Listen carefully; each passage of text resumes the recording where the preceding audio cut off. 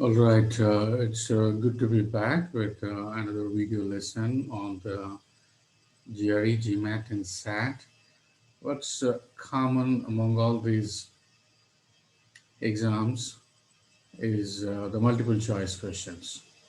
If you look at it, you have sometimes three answer choices, and it can go up to six answer choices. But this video is very specific to passage-based questions on how to spot wrong answer choices. First and foremost thing is there will be only one correct answer choice. Objectively, one will be correct, and objectively, the remaining will be incorrect. And all these are reasoning tests. Therefore, there is no room for any ambiguity. If you spot the clues correctly and connects the dots correctly, it will only take you to the correct one there. So always identify what is the subject of the options and what is the verb of the options. If you identify them correctly, you are reading and understanding the options correctly. And also, dealing with the passage is important, but most importantly, you have to read all the answer choices, and then you can eliminate, or rather you should answer by eliminating the wrong ones there. So this is how you have all the answer choices placed. One will be out of scope. Nothing is said about that in the passage. Passage doesn't support that assertion or that idea. And the second one is it's correct, but not completely correct. It's only partially correct.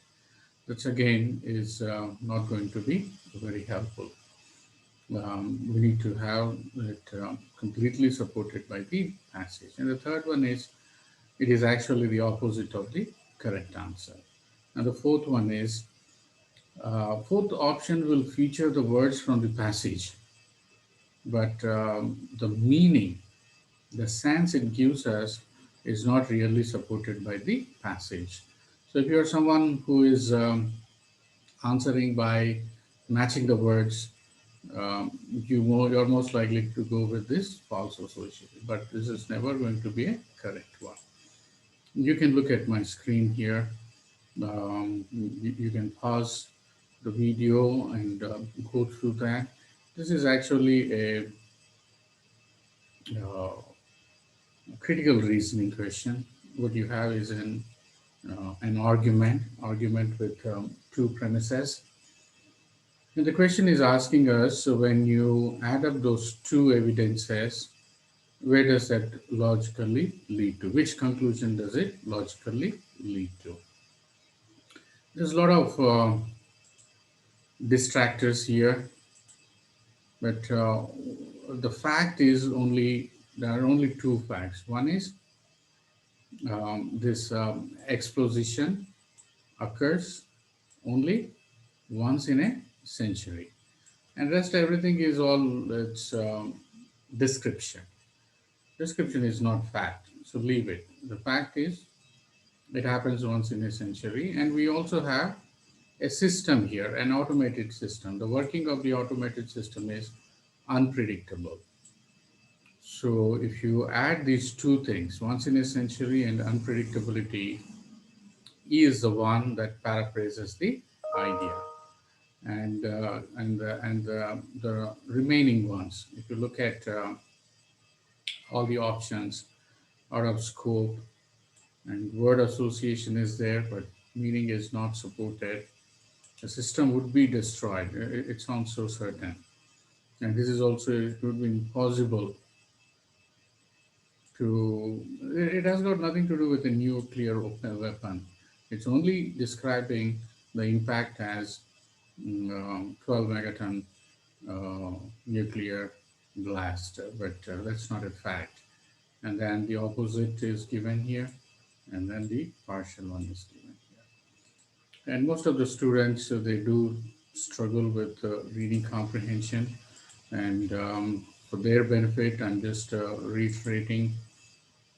You can pause the video and go through how to read and identify these details, the main idea, supporting details.